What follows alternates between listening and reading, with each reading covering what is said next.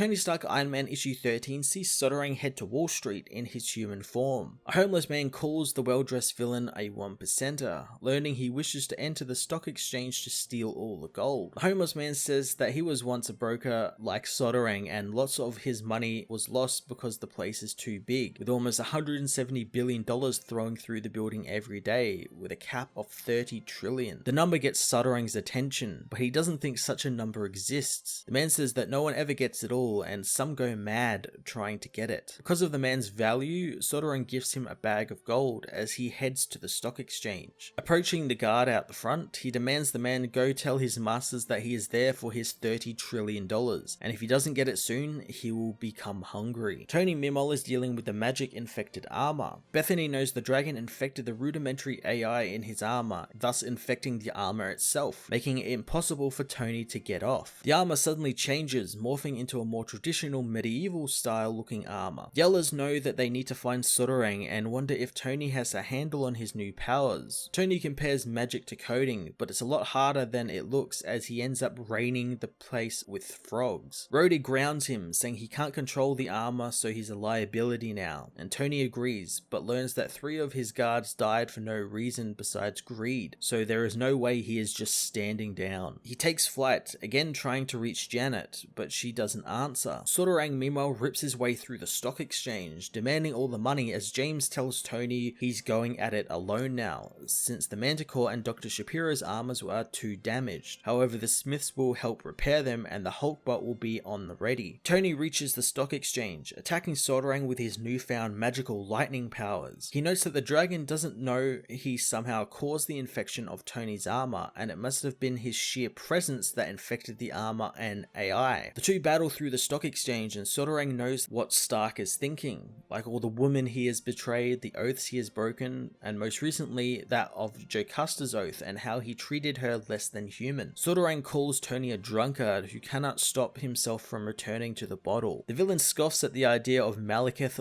warning him away from Tony Stark because he has seen nothing so far that shows him why he should be worried about Iron Man. Tony says the villain isn't wrong in what he says, but he's trying to do so much better and be better. Using the magic, he conjures up frogs in Sadurang's mouth, choking the villain and allowing himself to escape. Leaving the exchange, Tony tells James that he's coming in with a dragon on his tail, but James just wants to know how he's meant to be ready for that. Stark tells him to stop all the repairs and it's time to head back to the Stone Age. He tells Bethany to pull the plug on Stark Unlimited and shut down everything. Bethany evacuates the building as Tony arrives at the Hulkbot. He tells the Hulkbot to rip his arm off for him, and the droid does so as Tony says that everything he's made is vulnerable to the dragon's virus, so he cannot use it. Janet soon arrives and Tony tells her that he needs 4 minutes and 19 seconds to fulfill the rest of his plan. As Janet kisses him and leaves to deal with the dragon, Tony races off to get the final part of his plan ready. Janet attacks Sadurang, who cannot attack her since she keeps shrinking and dodging and is too small for his dragon hands to hit. Sadurang demands to know why she defends Tony since she knows his weaknesses, and Janet says that everyone has weaknesses and no one knows them more than Tony Stark. Tony soon arrives back, now outfitted with his analog Mark I armor. Sadurang isn't impressed that he is now in a far less impressive armor, but Tony says that it's got no AI or internet, meaning he can't infect it. Battling the dragon, Tony tells him the armor is all about power and isn't flashy or fast, and he uses it to smash the dragon's teeth in and beat him down. Janet has to pry him off the unconscious villain since Tony won't stop hitting him. With the battle over, Tony almost tells Janet about his alcoholism, but doesn't, instead saying that he hates magic. Their reunion is short-lived as Bethany says the Avengers are calling since Malekith is now attacking the city. Tony Stark Iron Man issue 13 ended Gail Simone's all too brief run on the book in a pretty satisfying way. I enjoyed how it told what it needed to do for a tie-in, but also took things Dan Slott and Jim Zud have done in their previous arcs, like Stark's alcoholism, him learning to accept his failures and use them as stepping stones to be something better, and it builds on them in really great ways. Tony overcoming magic and his own problems was awesome, and I cannot wait for the next issue and what happens with Stark next. I'm going to give this issue an 8.5 out of 10.